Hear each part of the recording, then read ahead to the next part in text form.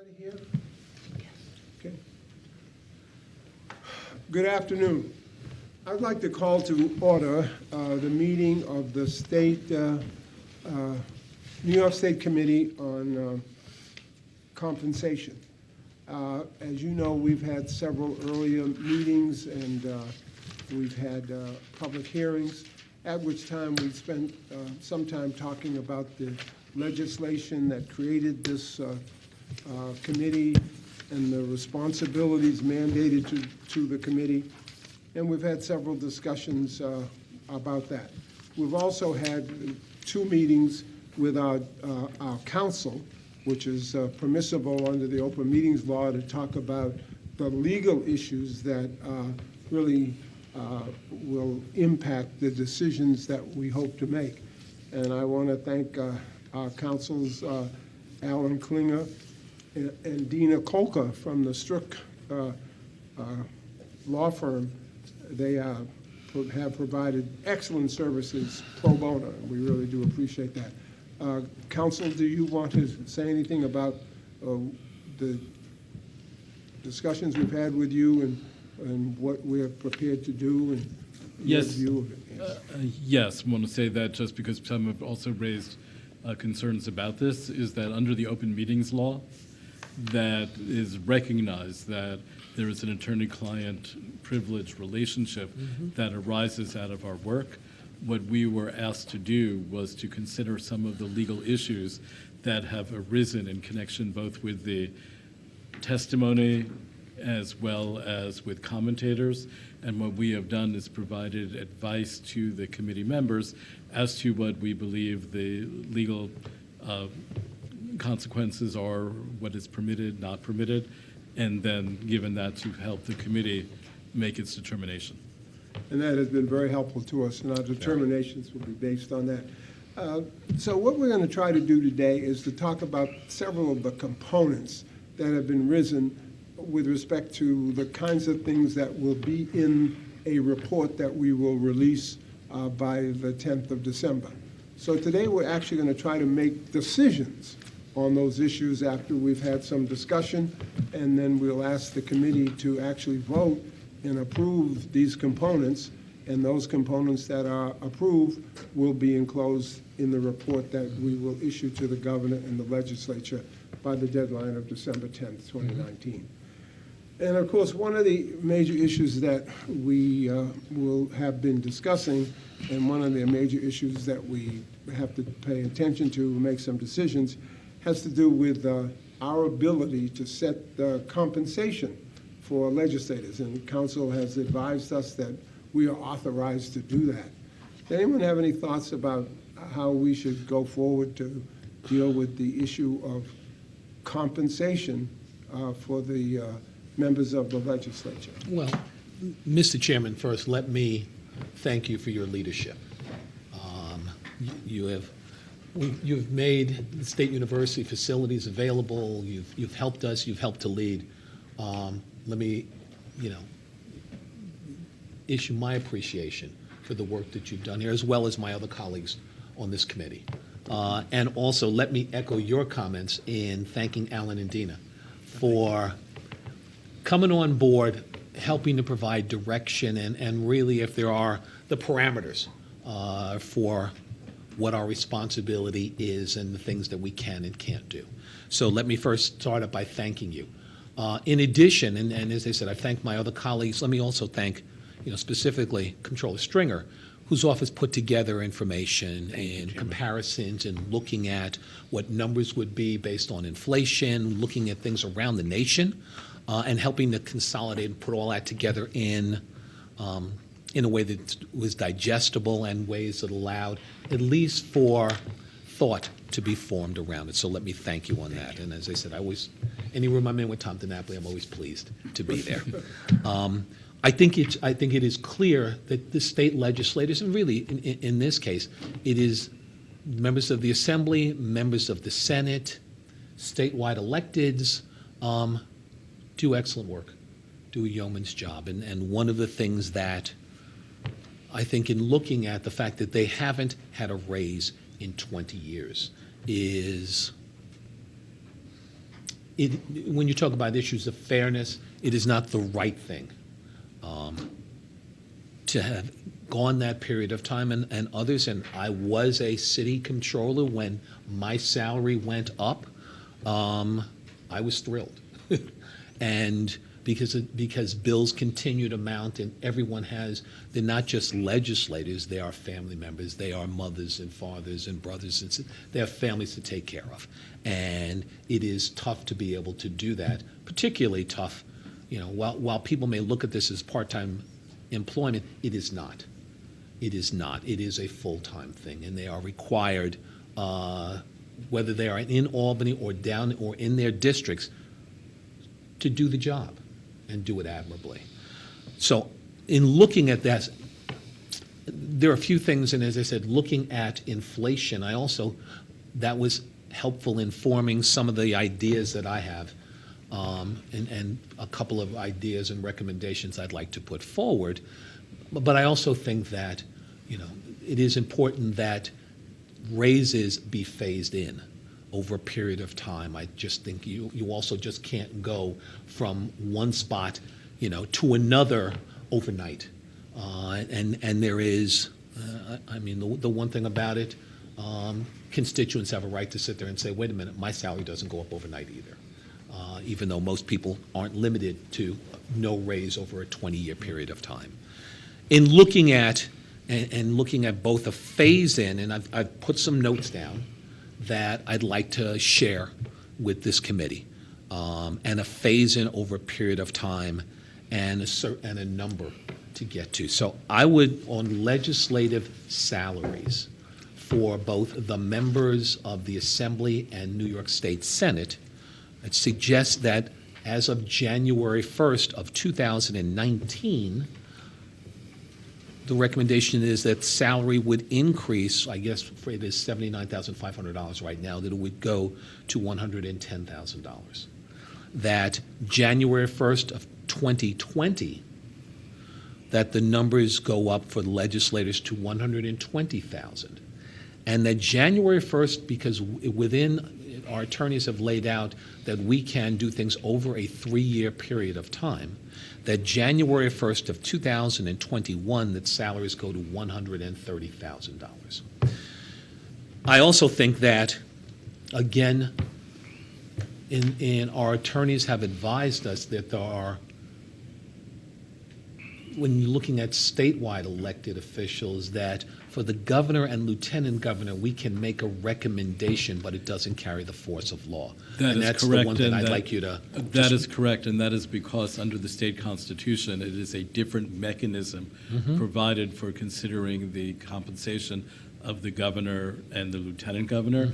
Under the statute, that is to be by joint resolution of the legislative bodies, not fixed by law or done by statute. Okay. And so that it is our belief that for those two positions, that with the jurisdiction of this committee is to make a recommendation, but not to determine it as a matter of law. So with that, we'd like to make the recommendation that the governor's salary on January 1st of 2019 increased to $200,000. That January 1st of 2020, his salary be increased to $225,000, and then January 1st of 2021, the governor's salary be increased to $250,000. For the lieutenant governor, the recommendation would be that on January 1st of 2019, salary be increased to $190,000. That January 1st of 2020, that salary go up to $210,000. And January 1st of 2021, the salary go up to $220,000.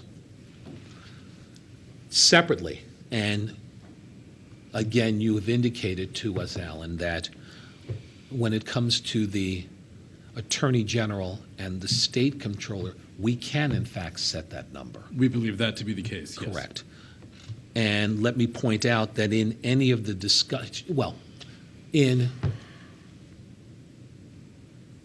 that I would expect them to put these as separate motions for those two positions, because in the end, I know the one thing that, even in private conversations, or just that the state comptroller has stayed out of any conversation or any thought about. As a legal matter, we believe that it is incumbent upon the state comptroller to recuse himself from any consideration of the comptroller's salary, his own, and whereas we're not determining for you that the linkage maintain, but because there has been a linkage with the AG salary, that also that Okay. Tom not be part of that discussion either. Okay, then should I in the end, well, let me just go and then we'll determine how we, for the Attorney General, the salary on January 1st of 2019 be increased to $190,000. That January 1st of 2020, the Attorney General's salary go up to $210,000. And January 1st of 2021, that salary go up to $220,000. Separately, the state comptroller salary on January 1st of 2019 go up to $190,000. In January 1st of 2020, that salary be increased to $210,000. And January 1st of 2021, that salary go up to $220,000. That's, in just looking at, listening to some testimony, but also in researching and looking at comparables also, both around the country as well as doing comparisons with the city of New York and other places. I felt that those were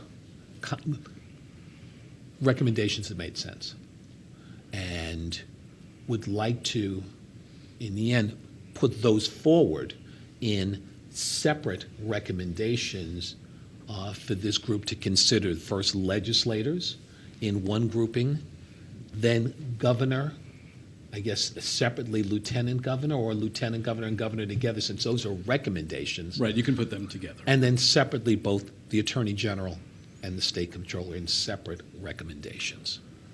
Any comments on it? First of all, thank you very much for your thoughtful approach to this. That's obviously central to what we're doing, is to look at legislative salaries. And as you pointed out, we've looked at comparable, and New York does not compare well with other jurisdictions. And we have not seen any increase in 20 years. Any comments from anyone about this? If not, what we'd like to do then is ask you to make a decision on the recommendations from can't touch that. Chairman Thompson. Well, I we think okay? that, I'd love to make a comment. No, this is not a public hearing. We've had 2 public hearings. In addition to public hearings, we've elicited comments, and they've come from a variety of sources, including other legislators, including the leaders of the legislature, the speaker, the majority leader in the Senate. We've heard from a lot of people, and so today we're just going to focus on, given what we've heard, to make decisions. So your first recommendation is... would be to with move respect- legislative salaries. Legislative salary As outlined. outlined. Is there a motion to... Or second. Your motion, is there a second to your motion? Is there a second? I think I just want Sure. to, there are some other issues related to the pay structure that we probably, would we want to, any other issues that would be brought up? I guess it should be included. I think, no, I think- actually, I think that should be part of this before there is a vote. Okay. Okay, Fine. fine. So no vote, so we'll But let just go me on. just say this, in terms of the research we were able to do and present to the committee, and looking both around the city, the state, and private sector, and around the country, I do think these numbers are consistent with legislative and statewide leaders who really give it their all. It's no question, in my view, that the full-time nature of the state Senate and the state Assembly is very real, and the fact that there hasn't been a pay increase in 20 years is a stark situation for many of the hardest-working members. So I think that we should consider this as part of our total package. Bud? All right. I would like to point out that on your website, it says this is a public hearing. Public hearing date December 6th. Excuse me, sir. I'm just pointing out what Thank what you. we put in the website. Okay. The website is very clear about the fact that this is a meeting, and that the two dates of public hearing on the 28th and the 30th of November, those public hearings did in fact take place. I can And- give it to you if you'd like. No, okay, but I think as a legal matter, what is being done here is a deliberation of the issues that have emanated from the hearings and submissions. And under the open meetings law, there needs to be a discussion publicly as to what these factors are, and then ultimately determination and recommendation. So I do believe, as a legal matter, that is what is occurring. So are we ready to vote? No, I think No, that we we, wanted to. Well, you wanted to go on I to just think the that, other issue? I think that, Sure. I think that we should vote on a, a larger issue and Sure. introduce the issues. I think you were going to introduce or sort of lay out some of the other outstanding issues. So Well, maybe I'll one of the start. outstanding, why don't you go Okay, ahead? so one of the issues that the committee should consider is the issue of stipends. You know, we've heard from a lot of constituents, we've researched other jurisdictions, and I do believe strongly that this committee, as part of a legislative pay increase, ought to eliminate stipends for legislators, but for a select small number of positions on the highest leadership levels. And there is precedent for this in terms of Congress and other states, that we eliminate the stipend or the Lulu system, and that we also make sure that in limited situations, both for the state assembly and for the state senate, we recognize that some positions just are In leadership. are real leadership and serious positions. So I would like to put that out before of a vote, that we also take a look at that issue for discussion today. Just, yes, and would you want to talk about how many positions Well, ought to be? I don't think that, We should put that in, yes. let that, for the report, I don't Okay. think that, I mean, I have no problem, just just in some of the, in some of the research, but The speaker, But look, I think I think there's a recognition that the speaker and the majority leader, this is a more than full-time job. I think it's, both the speaker and the majority leader do this job not just full-time, but 24/7. And that, like members of Congress in these positions, we should recognize that compensation level. And I think there are, again, a limited number of positions in both the Assembly and the Senate that we could retain, but I would like to bring to the body as part of a compensation package, and if this in fact is in our jurisdiction, to consider eliminating these positions. And then, one of the things that was also, there was discussion about was what happens in other states. If you wanted to just put that as part of the record. well, when you look at compensation, or when you look at that in other states around the nation, they're included. So I think that it's the realization that keeping some type of consistency with best practice. So are we ready to vote on what we've heard so far? No, Or you I want to think wait that- until, take it all together? I think you'd want to, because I think you'd want to look at things Okay. together. Let me let's look at another issue that's related to legislators' compensation. One of the people have talked about a number of things, and they've brought forward a number of issues that they consider part of reform. And there's no question that over time, the legislature has not always lived up to its full opportunities to convince the public that it is a hardworking, conscientious, honest organization, and it is. There are some very good people who are honorable and work very hard, and we really have to make sure that we send the signals to the public about how serious they are about doing their job and doing it well. And so one of the things that has emerged is the whole issue of outside income, and the fact that outside income can give the appearance of conflict, that legislators are really more committed to some outside interest and outside pressure rather than a full-time commitment to the job. And we have confirmed with our counsel that is within the scope of the committee to give consideration to outside income. And we've examined the congressional model as to limiting outside income to no more than 15% of the salary that legislators receive, and to prohibit income from certain types of positions such as attorney-client relationships, certain relationships such as teaching and research and some other issues are permissible. So we should look at the congressional model, which lays out the kinds of outside income that's permissible and the kind of outside income that is not. And therefore, I'd like to propose that we use the congressional model and prohibit outside income by January 1st of 2020. The reason we're doing this in January 1st of 2020 rather than immediately is that some people are engaged in activities and they will need time to disengage from those activities. So they will have a year to do that. So assuming that Mr. Thompson's numbers are in line with what we're thinking, that would come in by 2020, By 2020. where the Mr. salary With the is 120. recommendation is 120,000. 120. Correct. That's right. So That's 50% of consistent. 120, yeah. And that's been an area where the Assembly has passed legislation dealing with this issue, and the incoming Senate majority We has are also mandating expressed that, right? Yes. support for the concept of limiting outside income. And this is She put out a public statement today yeah. indicating And that. Yeah. even though what counsel has told us that he believes is within our purview is to make that not as a recommendation, but as a mandate for January 1st of 2020.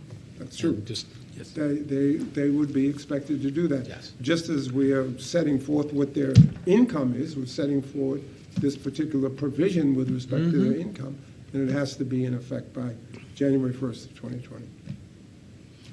So now that we've put all those together, are we ready to vote, or do we want to go on to related issues with respect to can vote on the that state and vote elected on it. officials? The only thing I would ask is, so we have legislative salary.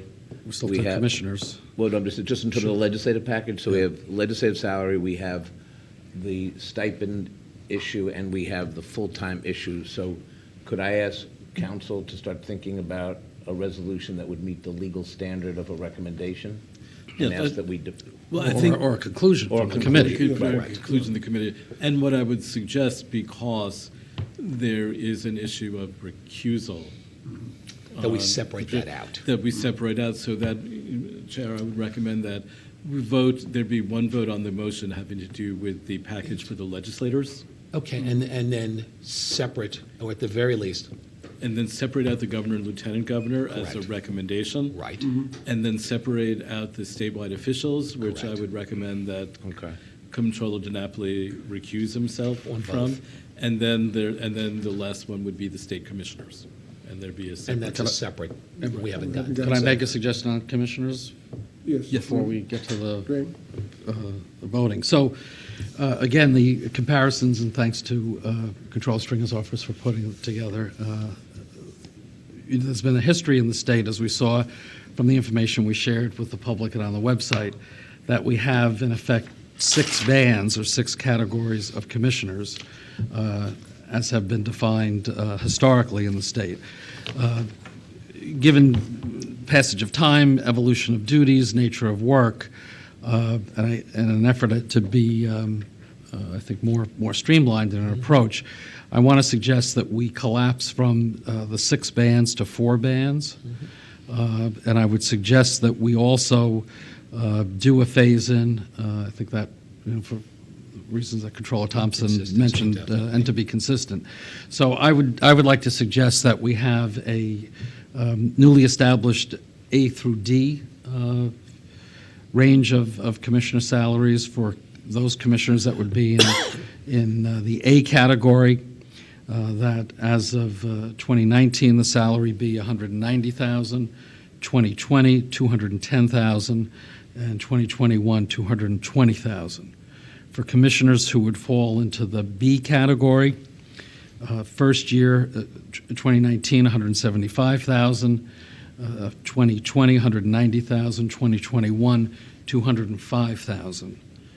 For commissioners that would fall into the C and D categories, I would suggest that we have ranges of salary to be finally determined by the executive. Similar approach as far as a 3-year phase-in. For commissioners in Category C, the range would be from $175,000 to $200,000. Commissioners in Category D, $140,000 to $170,000.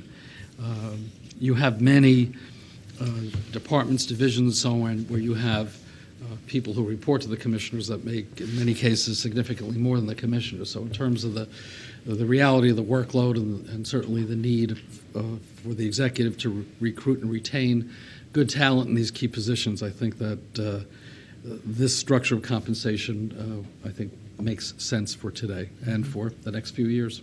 I like it. I think you're right. I think we should support it.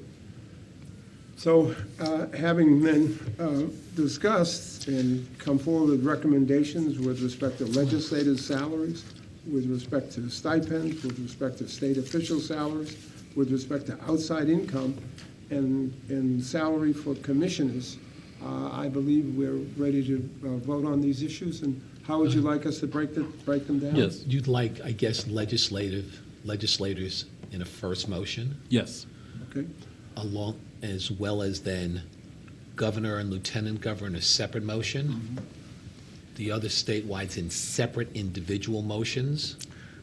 Just, if I can, my preference, because there has been linkage between 3 of the statewide positions, to recuse from voting on governor, lieutenant governor, AG, and controller. Or Right, at so the it's- very least, make But I think one is a recommendation. separate and one- recommendations yeah. there, one for Yeah. governor, one for lieutenant governor? Well, you Or could tie put them- those 2 together and put the other 2 together. I'll recuse Right. on both. My recommendation as counsel would be that you can do the AG and controller together, but to remove any issue about the fact that there's an historic linkage, to ask Comptroller DiNapoli to Fine. recuse for that third resolution, which would be both AG and controller together. Okay, that's fine. All right. So would like, I guess, then to make motion for legislative increases? Is there a second? All in Second. favor? Second? Aye. Okay. Aye. Okay. Next. Second motion for governor and lieutenant governor? Would be to make a recommendation Correct. for consideration by the legislature. Correct. For a joint resolution on their part.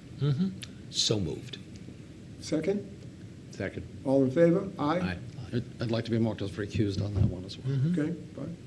Separate motion on attorney general Attorney General and Controller and together. controller, so just because there has been a linkage. Right. That's right. So moved. Second? Second. All those in favor? Aye. Aye. I recuse. With a recusal. Yep. Next? And I guess last is commissioners. Yes. Motion on commissioners has been put forward. Is there a Second, second. All right. All in favor? Aye. Aye. Okay. Council, do we have any other work? Well, we have to incorporate, Yeah. if there's any other recommendations related to the legislative. Yes. Well, I think that those were part of, and I would I just want, anticipate we should that just clarify, we should can we make clarify that? that those were that the recommendations on outside income and on stipends that were part of the legislative package. Is that Right, that was approved with the strictures that were set out by the committee members. Okay. So And with that- all- And so we're clear, that would be the determination of this committee, correct? would be to do that. And we'd like to pass on to the legislature, too, our recommendation that they consider the number of issues that were raised that are beyond our scope, such as campaign finance reform, the responsibilities of the controller, and there's just been a number of things that have come forward that suggests that we can improve the government structure in New York State. And we'd like the legislature to look at those issues. We'll put some of them in our report. Now, let me tell you what happens next. These are the components of our report. This is really the substance of a report that will now be developed and will be presented to the governor and the legislature by the 10th of December. But the decisions we made today are the real heart of that report, and therefore, I think we have done our work, and I want to thank all of you.